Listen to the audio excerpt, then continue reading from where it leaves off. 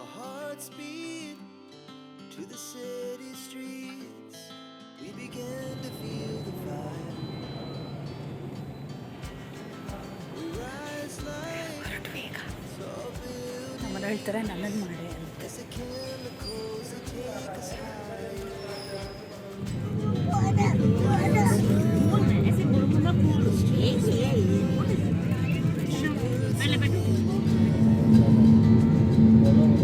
We wanna chase the night, wanna dance to the light.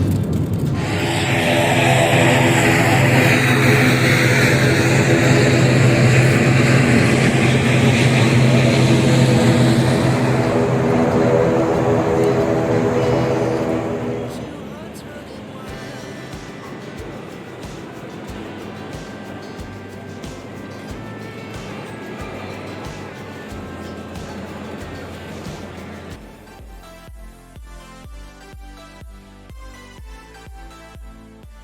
Good morning.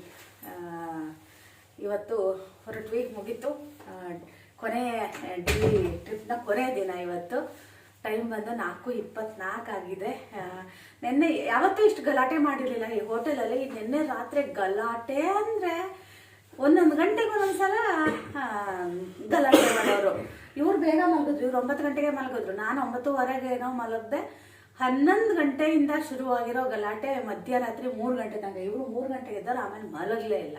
ನಾನು ಮಲಗಲಿಲ್ಲ. ಆಮೇಲೆ 4 ಗಂಟೆಗೇನೋ alarm ಇಟ್ಟಿದ್ದೇನೋ ನಿಜ, ಆದರೆ 3 ಗಂಟೆಗೆ ಎದ್ದು ಈಗ ನೋಡಿ ರೆಡಿಯಾಗಿ ಹೊರಟಿದ್ದೀವಿ. 4:45ಗೆ ನಮ್ಮದು ಟ್ಯಾಕ್ಸಿ ಬರುತ್ತೆ. ಇವರೇ ಹೋಟೆಲವರೇ ಬುಕ್ ಮಾಡಿದ್ದಾರೆ. 4:45ಗೆ ಬರುತ್ತೆ. ಅಲ್ಲಿ ಏನಾದರೂ ಹೊರಗಡೆ ತಿನ್ನಕ್ಕೆ ಸಿಗುತ್ತಾ ಅಂತ ನೋಡಿಕೊಂಡು. ಇವ್ರ ಹೋಟೆಲವ್ರದ್ದು ಒಂದು ಪ್ರಾಬ್ಲಮ್ ಏನು ಗೊತ್ತಾ, ಕಾಫಿ ಸ್ಯಾಚೆಟ್ ಫಸ್ಟ್ ದಿನವೇ ಖಾಲಿಯಾಗಿದೆ. ಇವತ್ತಿಗೂ ಕೇಳ್ತಾ ಇದ್ವಿ, ಇವತ್ತಿಗೂ ಕೊಟ್ಟಿಲ್ಲ ಅವರು. ಹಾಗಾಗಿ ಕುಡಿಯೋಕ್ಕೆ ಇವತ್ತು ಏನಿಲ್ಲ, ಬರೀ ನೀರು ಕುಡಿದು, ನೀರು ಜಾಸ್ತಿ ಕುಡಿಯೋ ಹಾಗೂ ಇಲ್ಲ, ಹಾಗಾಗಿದೆ. ಏನಾದರೂ ಬಿಸಿ ಬಿಸಿ ಹೊಟ್ಟೆಗೆ ಬಿದ್ದರೆ ಒಂಥರ ಚೆನ್ನಾಗಲ್ಲ. ನಿನ್ನೆ ತುಂಬ ಚಳಿ ಇತ್ತು. ಈಗ ಚಳಿ ಇಲ್ಲಲ್ಲ ರೀ, ಅಂದ್ರೂ ನಿನ್ನೆ ಇಲ್ಲೇ ಚಳಿ ಜಾಸ್ತಿ ಇತ್ತು. ರೂಮಲ್ಲೇ ಕೂರಕ್ಕಾಗ್ತಿರ್ಲಿಲ್ಲ, ಸಂಜೆ ಅಷ್ಟು ಚಳಿ ಇತ್ತು. ತುಂಬ ಚೆನ್ನಾಗಾಯಿತು ಡೆಲ್ಲಿ ಟ್ರಿಪ್ ಎಲ್ಲ. ವ್ಲಾಗ್ ಹೆಂಗೆ ಬರ್ತಾವೋ ಏನೋ ಗೊತ್ತಿಲ್ಲ, ನೋಡ್ತೀನಿ. ಬನ್ನಿ, ಈಗ ನಮ್ಮ ಊರ ಕಡೆ ಪಯಣ ಶುರುವಾಗುತ್ತೆ. ಅಷ್ಟೇ, ಮತ್ತೇನಿಲ್ಲ. ಬರ್ಬೇಕಿದ್ರೆ ಲಗೇಜ್ ಒಂಚೂರು ರೀತಿ ಒಂಚೂರು ಜಾಸ್ತಿ ಆಗಿದೆ. ಚಿನ್ನಿಗೆ ಒಂದಷ್ಟು ಬಟ್ಟೆ ತಗೊಂಡಲ್ಲ, ಹಾಗಾಗಿ ಅಷ್ಟೇ, ನಾನೇನು ತೊಗೊಂಡಿಲ್ಲ. ಬನ್ನಿ.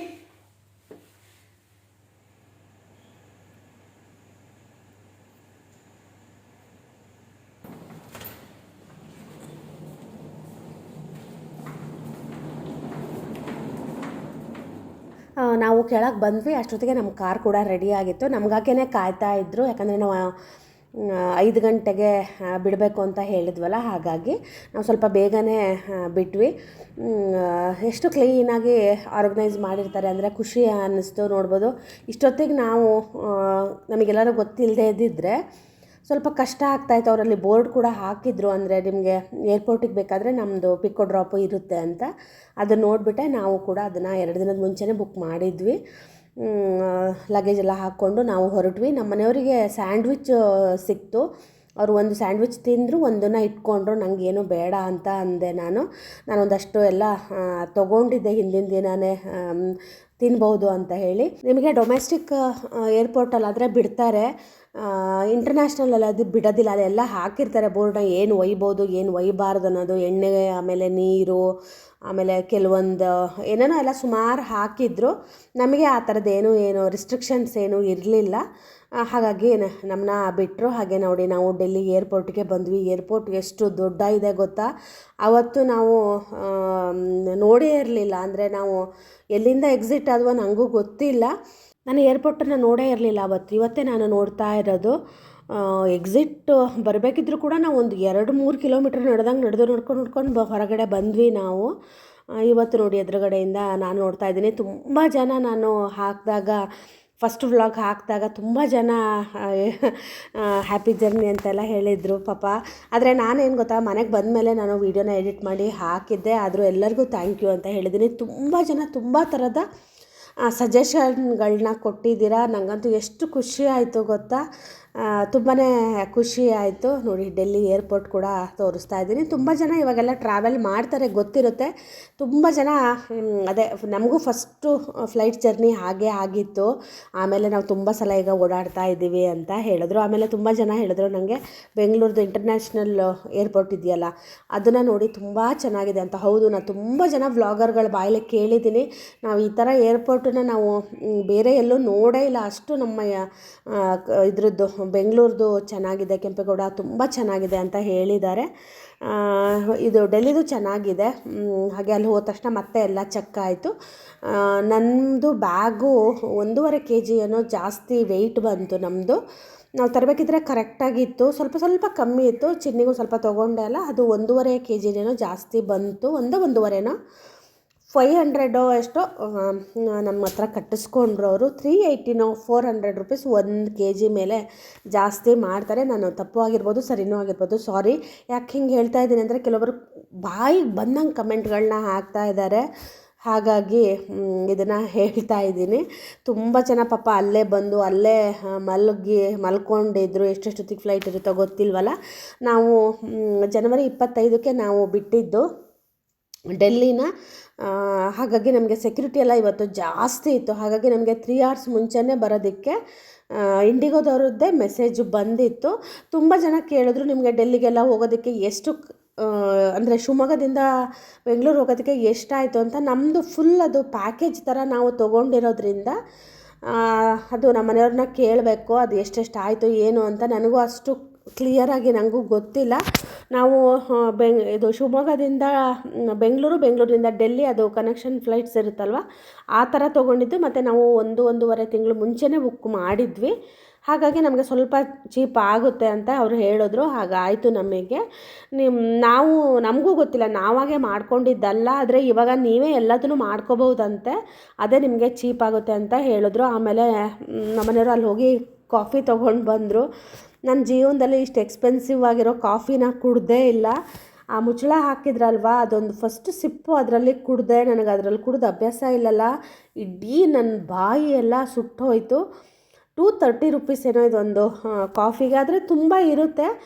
ನನಗೆ ಹೋಗಬೇಕಿದ್ರೇ ಅವತ್ತು ಕುಡಿ ಅಂದರು. ನಾನು ಅಷ್ಟೆಲ್ಲ ಎಕ್ಸ್ಪೆನ್ಸಿವ್ ಅಲ್ಲ, ಹಾಗಾಗಿ ಬೇಡ ಅಂದಿದ್ದೆ.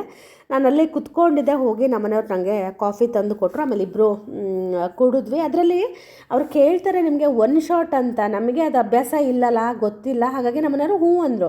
ಅದು ನೋಡಿದ್ರೆ ನಿಮಗೆ ಮಿಲ್ಕ್ನ ಆ್ಯಡ್ ಮಾಡಿರಲ್ಲ, ಅದಕ್ಕೆ ಬರೀ ಡಿಕಾಕ್ಷನ್ ಮಾತ್ರ ಹಾಕಿ ಒಂದು ಸ್ವಲ್ಪ ಇರುತ್ತೆ. ಆಮೇಲೆ ನಾವು ಇದೇನು ಅಂದ ತಕ್ಷಣ ಮತ್ತು ಅವರು ಹಿಂಗೆ ಅಂತ ಹೇಳಿ ಆಮೇಲೆ 2 ಶಾಟ್ ಅಂತಾರಂತೆ ಇದಕ್ಕೆ. ಆಮೇಲೆ ಹಾಲನ್ನು ಮಿಕ್ಸ್ ಮಾಡಿ ಕೊಟ್ಟರು. ನನಗೂ ಕರೆಕ್ಟಾಗಿ ಗೊತ್ತಿಲ್ಲ, ತಪ್ಪಿದರೆ ಸಾರಿ. ಯಾಕಂದರೆ ನಾನು ಹೋಗಿರಲಿಲ್ಲ. ನಮ್ಮ ಮನೆಯವ್ರು ಹೇಳಿದ್ದನ್ನು ನಾನು ನಿಮ್ಮ ಹತ್ರ ಹೇಳ್ತಾ ಇದ್ದೀನಿ. ನಾನಾಗಿದ್ದರೆ ಖಂಡಿತ ನಾನು ಕುಡಿತಾ ಇರಲಿಲ್ಲ. ನಾನು ಬೇಡ ಅಂತ ಇದ್ದೆ. ಎಕ್ಸ್ಪೆನ್ಸಿವ್ ಕಾಫಿನ ಡೆಲ್ಲಿ ಏರ್ಪೋರ್ಟಲ್ಲಿ ಕುಡಿದಿದ್ದೀನಿ ನೋಡಿ. ಈಗ ನಮ್ಮನ್ನು ಹೇಳ್ತಾರೆ ನನ್ನನ್ನು ಮಾಡೆ ಅಂತೆ.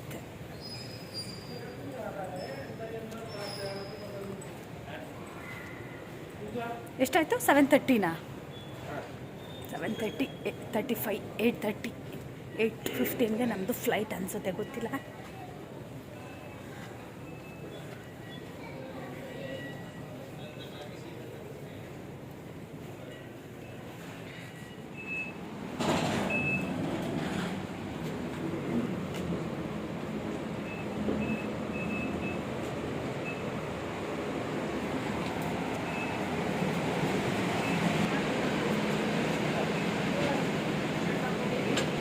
ಏನಾಯ್ತು?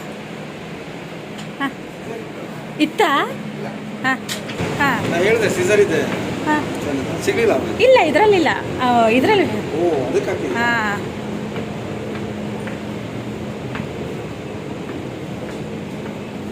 ಅಲ್ಲೇ ಸ್ಕ್ಯಾನಲ್ಲಿ ಗೊತ್ತಾಗ್ಬಿಡುತ್ತೆ ನಿಮಗೆ. ನಾವು ಕತ್ರಿ ತಂದಿದ್ವಿ. ಇವತ್ತು ತುಂಬ ಚೆಕ್ಕಿಂಗ್ ಇತ್ತು. ನಮಗೆ ಫ್ಲೈಟ್ ಒಳಗೆ ಬರಬೇಕಿದ್ರು ಕೂಡ ಒಂದು ಚೆಕ್ಕಿಂಗ್ ಇತ್ತು. ಅದು ನಾನು ಸುಟ್ಕೇಸ್ ಒಳಗೆ ಹಾಕಿಬಿಟ್ಟಿದ್ದೆ, ಬಾತ್ರೂಮ್ ಪೌಚಲ್ಲಿ ಹಾಕಿದ್ದೆ. ನಮ್ಮನೆಯವರು ಅದರಲ್ಲಿ ಇದೆ ಅಂತ ಹೇಳಿದ್ದಾರೆ. ಹಂಗಾಗಿ ಪಾಪ ಅವ್ರು ಹುಡುಕಿದ್ರಂತೆ, ಸಿಗಲಿಲ್ಲ, ಅದರಲ್ಲಿ ಇರಲಿಲ್ಲ. ನಾನು ಹೇಳಿದ್ದೆ ಅದು ಇಟ್ಕೊಳ್ಳೋ ಹಾಗಿಲ್ಲ. ಹಾಗಾಗಿ ನಾನು ಶಿವಮೊಗ್ಗದಿಂದ ಹೊರಟೆ ಅಂತ ಹೇಳ್ದಲ್ಲ, ಆವಾಗ ನನಗೆ ಚೆಕ್ಕಿಂಗ್ ಮಾಡಿಲ್ಲ ಅಂತ ನಾನು ಎಲ್ಲೂ ಹೇಳಿಲ್ಲ. ಎಷ್ಟು ಚೆಕ್ಕಿಂಗ್ ಇತ್ತು ಗೊತ್ತಾ ಈ ಸಲ? ತುಂಬಾ ಇತ್ತು. ಡೆಲ್ಲಿಲಂತೂ ನಾವು ರೈಲಿಗೆ ಹತ್ತಿದ್ರೂ ಚೆಕ್ಕಿಂಗು, ಹೊರಗಡೆ ಹೋದರೂ ಚೆಕ್ಕಿಂಗು, ಆ ಥರ ಸ್ಟ್ರಿಕ್ಟಾಗಿ ಎಲ್ಲ ಕಡೆ ಫಾಲೋ ಮಾಡ್ತಾಯಿದ್ರು. ಕೆಲವೊಬ್ರಿಗೆ ನಿಜ ಹೇಳ್ತೀನಿ, ನನ್ನ ವೀಡಿಯೋ ನೋಡೋದು ಬಿಟ್ಟು ಬರ್ರಿ ಅದರಲ್ಲಿರೋ ಏನು ತಪ್ಪು ಹೇಳ್ತೀನಿ ಏನು ಹೇಳ್ತೀನಿ ಅನ್ನೋದನ್ನು ನೋಡ್ಬಿಟ್ಟು ಕಮೆಂಟ್ ಹಾಕೋದೇ ಅವ್ರದ್ದು ಒಂಥರ ಹುಚ್ಚು ಥರ. हमारा loyalty program IndiGo blue chip अब आपकी यात्रा का हिस्सा बन सकता है. रजिस्टर करें और हर इंडिगो फ्लाइट पर Indigo blue channel allow. Pull a mask down sharply to initiate oxygen flow. Cover your nose and mouth and breathe normally. Ensure your mask is secured before helping others. There are 10 emergency exits on this aircraft. 2 at the front.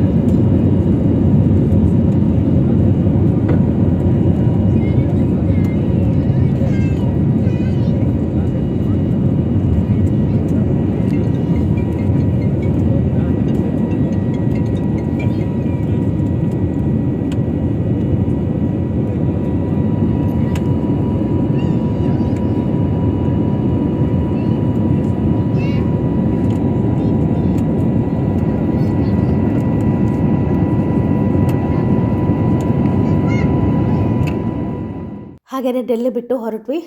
Time ಬಂದು 8:45 ಏನೋ ಆಗಿತ್ತು. ಈಗ ನಾನು ಲೇಸ್ನ open ಮಾಡಿಕೊಂಡು ನಾವಿಬ್ಬರು ತಿಂತಾ ಇದ್ದೀವಿ. ನಾನು ಕಾಫಿದು ಹೇಳಿದೆ ಅಲ್ಲವಾ, ಕಾಫಿ ಇದಕ್ಕಿಂತ ಎಕ್ಸ್ಪೆನ್ಸಿವ್ ಆಗಿರೋದು ಸಿಗುತ್ತೆ. ಸ್ಟಾರ್ಬಕ್ಸಲ್ಲಿ 450 ರುಪೀಸ್ ಏನೋ. ಮತ್ತು ಅದಕ್ಕೊಂದು ಎಲ್ಲರೂ ಕಮೆಂಟ್ ಹಾಕ್ಬಿಟ್ಟಿರ. ನಾನು ನಿಮಗೆ ಕ್ಲಾರಿಟಿ ಕೊಟ್ಟುಬಿಡ್ತೀನಿ. ಕಮೆಂಟ್ ಹಾಕೋದ್ಕಿಂತ ಮುಂಚೆ ನಾನೇ ನಿಮಗೆ ಹೇಳಿಬಿಡ್ತೀನಿ. ಈ ಸಲ ನಾನು ನಮ್ಮನೆಯವರು ತಿನ್ನೋದಕ್ಕೆ ಎಷ್ಟು ತಂದಿದ್ವಿ ಅಂದರೆ, ನಿಜ ಹೇಳ್ತೀನಿ, ನಾನು ನಮ್ಮನೆಯವರು ತಮಾಷೆ ಮಾಡೋದು. ಅವ್ರ ಫ್ಲೈಟ್ ಅವರೇ ನಮ್ಮ ಹತ್ರ ಕೇಳಬೇಕು, ಮೇಡಮ್ ನಿಮ್ಮ ಹತ್ರ ಏನಾದರೂ ಇದೆಯಾ ಜನರಿಗೆ ಕೊಡೋದಕ್ಕೆ ಅನ್ನೋಷ್ಟು ತಂದಿದ್ವಿ. ನಾನು ಅಲ್ಲಿ ಹಣ್ಣುಗಳು ತೊಗೊಂಡಿದ್ದೆ ಅಲ್ಲ, ಅದರಲ್ಲಿ ಒಂದೆರಡು ಹಣ್ಣುಗಳು ಕೂಡ ಉಳಿದಿತ್ತು. ಇದು ಪೇರಲೆ ಹಣ್ಣಿದು, ಅದನ್ನು ಹೆಚ್ಚಿರಲಿಲ್ಲ. ಹಾಗೆ ಉಪ್ಪು ಕೂಡ ತಂದಿದ್ವಿ. ನಮಗೆ ಆ ಗಟ್ಟಿಮಾನ್ ಎಕ್ಸ್ಪ್ರೆಸ್ಸಲ್ಲಿ ಉಪ್ಪು ಪೆಪ್ಪರು ಎಲ್ಲ ಕೊಟ್ಟಿದ್ರಲ್ವ, ಆ ಸ್ಯಾಚೆಟು ಇಟ್ಕೊಂಡಿದ್ದೆ. ಉಪ್ಪು ಹಚ್ಕೊಂಡು ನಾನು ನಮ್ಮನೆಯವರು ನನ್ನ ಪೇರ್ಲೆಕಾಯಿನೂ ಕೂಡ ತಿಂದ್ವಿ. ಸುಮಾರು ಥರ ತಿಂದ್ವಿ ನಾನು ನಮ್ಮನೆಯವರು ಇವತ್ತು. ನನಗೇನು ಗೊತ್ತಾ, ನಾವು ಕೊಂಡಿದ್ದಕ್ಕಿಂತನೂ ಆ ಗಟ್ಟಿಮಾನ್ ಎಕ್ಸ್ಪ್ರೆಸ್ಸಲ್ಲಿ ಕೊಟ್ಟಿರೋದೇ ಸುಮಾರಿತ್ತು ನನ್ನ ಹತ್ರ. ಅದನ್ನೇ ತಿಂದು ಖಾಲಿ ಮಾಡಿ ಮನೆಗೆ ಬಂದರು. ಆಮೇಲೆ ಚಿನ್ನಿ ಬಂದು ಅವಳು ತಿಂದರು, ಖಾಲಿ ಆಗದೆ ಇರೋಷ್ಟು ಕೊಟ್ಟಿದ್ರು. ನಾವು ಫ್ಲೈಟಲ್ಲೆಲ್ಲ ನಾವು ಬರೆಸ್ಬೇಕು. ನಾವು ಗಟ್ಟಿಮಾನ್ ಎಕ್ಸ್ಪ್ರೆಸ್ಸಲ್ಲಿ ನಮಗೆ ಕೇಳಿರ್ತಾರಲ್ವ, ಅಲ್ಲಿ ಬರೆಸಿದ್ವಿ. ಇಲ್ಲಿ ಎಂತಾಗಿತ್ತೋ ನನಗೋಗಿ ಗೊತ್ತಿಲ್ಲ. ನಮ್ಮ ಮನೆಯವರು ಹೋಗೋ ತನಕ ಹೇಳೋದು, ಅಂದರು ಇಂಡಿಗೋದವ್ರು ಭಾಳ ಬಡವರು ಬಿಡೆ, ಅಂದರೂ ನಮಗೆ ಕಾಂಪ್ಲಿಮೆಂಟ್ರಿಯಾಗಿ ಒಂದರೂ ಕೊಡ್ಬೋದಿತ್ತಲ್ವೇ, ಅಷ್ಟು ದೂರ ಹೋಗಿದ್ದೀವಿ, ಹೋಗಬೇಕಿದ್ರೂ ಏನೂ ಕೊಟ್ಟಿಲ್ಲ, ಬರಬೇಕಿದ್ರೂ ಏನೂ ಕೊಟ್ಟಿಲ್ಲ ಅಂತ. ನೀರು ಮಾತ್ರ 10 ಸಲ ಬಂದು ಕೇಳೋರು ಬೇಕಾ ಅಂತ. ಇಲ್ಲಿಕ್ಕಿಂತನೂ ನಮ್ಮ ಶಿವಮೊಗ್ಗ ಇದನ್ನು ಹತ್ತಿದ ಮೇಲೆ ತುಂಬ ಸಲ ನೀರನ್ನು ಕೇಳಿದ್ರು. ಹಾಗೆ ನಾವೀಗ ಡೆಲ್ಲಿಯಿಂದ ಬೆಂಗಳೂರು ಏರ್ಪೋರ್ಟ್ಗೆ ಬಂದು ರೀಚ್ ಕೂಡ ಆದ್ವಿ. ನೋಡ್ಬೋದು ಲ್ಯಾಂಡಿಂಗ್ ನಡೀತಾ ಇದೆ. ನನಗೆ ಟೇಕ್ ಆಫು ಮತ್ತು ಲ್ಯಾಂಡಿಂಗಲ್ಲಿ ತುಂಬ ಭಯ ಆಗ್ತಾಯಿತ್ತು. ನಾನೇನೋ ಹೇಳಬೇಕು ಅಂತ ಹೇಳ್ಕೊಂಡಿದ್ದೆ ಗೊತ್ತಾ, ಹೋದ ಸಲ ಹೊರಡೋ ವೀಡಿಯೋದಲ್ಲೇ ಹೇಳಿದ್ದೆ. ನನಗೆ ಯಾವಾಗಲೂ ಕನಸಲ್ಲಿ ನಮ್ಮ ಇಲ್ಲಿದ್ದು ನನಗಲ್ಲ, ನಾನು ಊರಿಂದು ನಮ್ಮ ತಾಯಿ ಮನೆಯಲ್ಲಿ ನನಗೆ ನಮ್ಮ ಮನೆ ಹತ್ರ ಯಾವಾಗಲೂ ಒಂದು ಏರೋಪ್ಲೇನ್ ಬಿದ್ದಂಗೆ, ನಾನು ಹೋಗಿ ನೋಡ್ದಂಗೆ ನನಗೆ ಹಂಗೆ ಅನ್ನಿಸ್ತಾ ಇತ್ತು.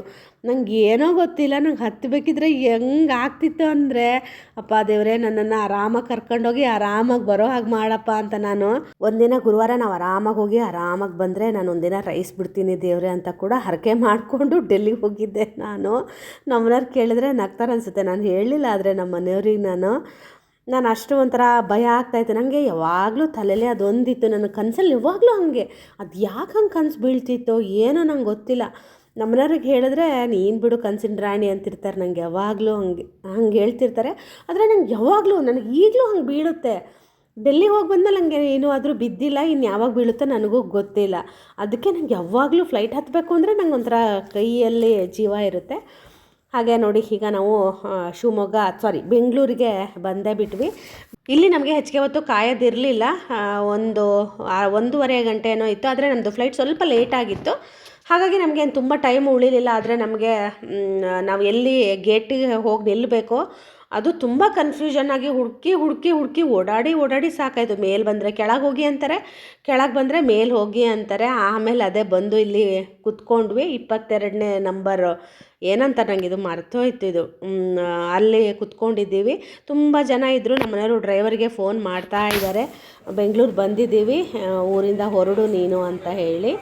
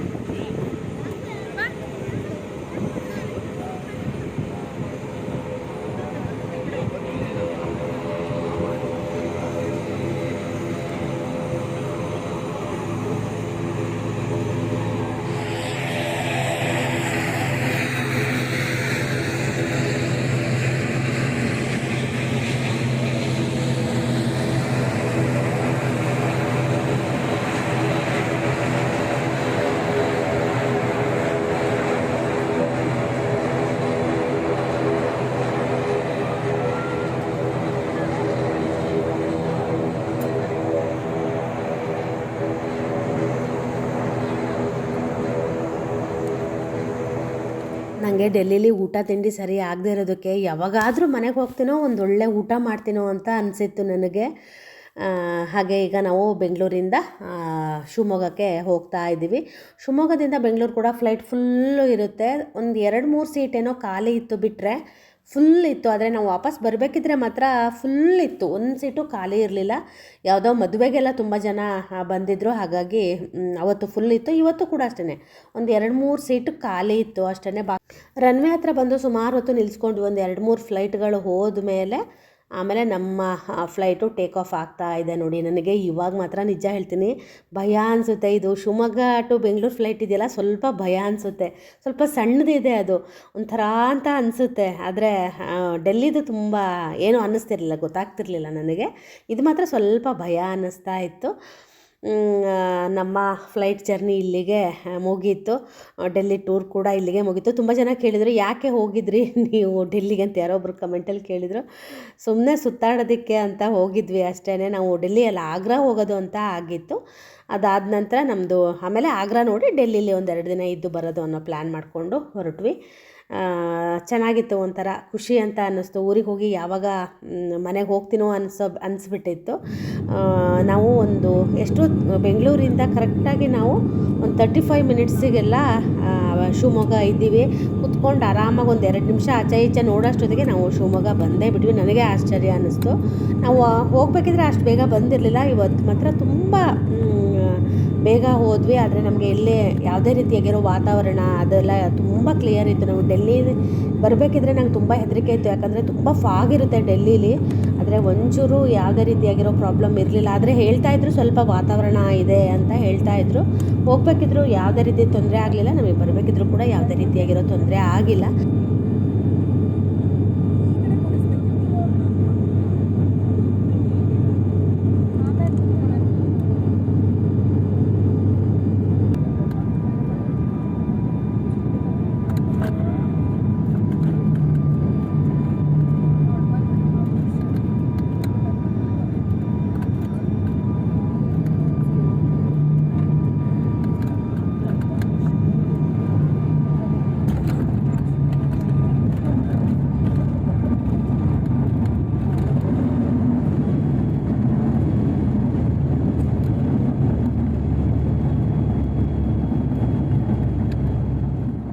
ಹಾಗೆ ಈಗ ಲಗೇಜ್ ಬರ್ತಾ ಇದೆ, ಲಗೇಜ್ ತೊಗೊಂಡು ನಾವು ಊರ ಕಡೆ ಹೊರಡ್ತೀವಿ.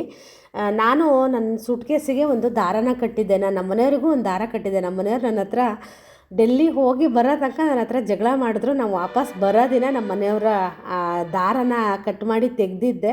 ನನ್ನ ಸೂಟ್ಕೇಸಲ್ಲಿ ನಾನು ದಾರ ಹಾಗೆ ಅದನ್ನು ಬಿಟ್ಟಿದ್ದೆ. ನನಗೆ ತುಂಬ ಜನ ಹೇಳಿದ್ರು ಆ ಥರ ಕಟ್ಕೊಳ್ಳಿ ಕನ್ಫ್ಯೂಸ್ ಆಗಲ್ಲ ಅಂತ. ನಮ್ಮ ಮನೆಯವ್ರು ಅದು ಹೆಂಗಾಗುತ್ತೆ ಅಂತಾರೆ. ನಮಗಾಗೋದಿಲ್ಲ ರೀ, ಬೇರೆಯವ್ರಿಗೆ ಆಗಬಾರ್ದು ಅಂತ ನಾನು ಆ ದಾರನ ಕಟ್ಟಿದ್ದೀನಿ ಅಂದರು. ನನ್ನ ಹತ್ರ ಜಗಳ ಮಾಡಿದ್ರು. ಹಾಗಾಗಿ ವಾಪಸ್ ಬರಬೇಕಿದ್ರೆ ನಾನು ಅವ್ರದ್ದನ್ನ ಕಿತ್ಬಿಟ್ಟೆ. ನಂದು ಮಾತ್ರ ಹಾಗೆ ನಾನು ಒಂದು ಲೇಸನ್ನ ಕಟ್ಟಿದ್ದೆ. ಫಸ್ಟು ನಮ್ಮ ಮನೆಯವ್ರ ಸೂಟ್ಕೇಸ್ ಬಂದಿತ್ತು, ಆನಂತರ ನಮ್ಮದು ಸೂಟ್ಕೇಸ್ ಎರಡನೇ ಇದರಲ್ಲಿ ನನ್ನ ಸೂಟ್ಕೇಸು ಬಂತು. ನನಗೆ ಸೂಟ್ಕೇಸ್ ಬರೋ ತನಕನೂ ಒಂಥರ ಹೆದರಿಕೆ, ಎಲ್ಲಾದರೂ ಮಿಸ್ ಆಗಿಬಿಡುತ್ತೇನೋ ಅಂತ ಅನ್ನಿಸ್ತಾ ಇತ್ತು. ಇವಾಗಕ್ಕಿಂತನೂ ನನಗೆ ಡೆಲ್ಲಿಗೆ ಹೋದಾಗ ತುಂಬ ಹೆದರಿಕೆ ಆಗ್ತಾಯಿತ್ತು. ತುಂಬ ದೊಡ್ಡ ಏರ್ಪೋರ್ಟ್ ಅಲ್ಲ, ಅದು ಯಾವತ್ತೂ ಆ ಥರ ಆಗೋದಿಲ್ಲ ಅಂತ ಹೇಳ್ತಾರೆ. ಆದರೂ ಏನಾದರೂ ಆಗಿ ನಂದೇ ಆಗಿಬಿಟ್ರೆ ಅಂತ ನನಗೆ ಭಯ ಆಗ್ತಾಯಿತ್ತು. ಶಿವಮೊಗ್ಗ ಬಂದ್ವಿ, ಹಾಗೆಯೇ ನಮ್ಮ ಕಾರ್ ಕೂಡ ಬಂತು. ಒಂದು 10 ನಿಮಿಷ ಕಾದ್ವಿ ನಾವು. ಹಾಗೆ ನನಗೆ ಎಲ್ಲಾದರೂ ಅನ್ನ ಸಾರು ಊಟ ಮಾಡಬೇಕು ಅಂತ ಅನಿಸಿತ್ತು ನನಗೂ ಅಷ್ಟೇ, ನಮ್ಮ ಮನೆಯವರಿಗೂ ಅಷ್ಟೇ. ನಾವು ಅನ್ನ ಸಾರು ಕಾಣದೆ 5 ದಿನ ಆಗಿತ್ತು. ಹಾಗಾಗಿ ನಮಗೆ ಒಂದು ಒಳ್ಳೆ ಹೋಟೆಲ್ ಕೂಡ ಸಿಕ್ತು. ನಾನು ಆಮೇಲೆ ವೀಡಿಯೋನೂ ಮಾಡಲಿಲ್ಲ, ಇಲ್ಲಿಗೆ ವೀಡಿಯೋನ ಎಂಡ್ ಮಾಡಿದೆ ನಾನು. ಒಳ್ಳೆ ಊಟ ಮಾಡಿ ಹಾಗೆ ನಾವು ಮನೆ ಕಡೆ ಹೊರಟ್ವಿ.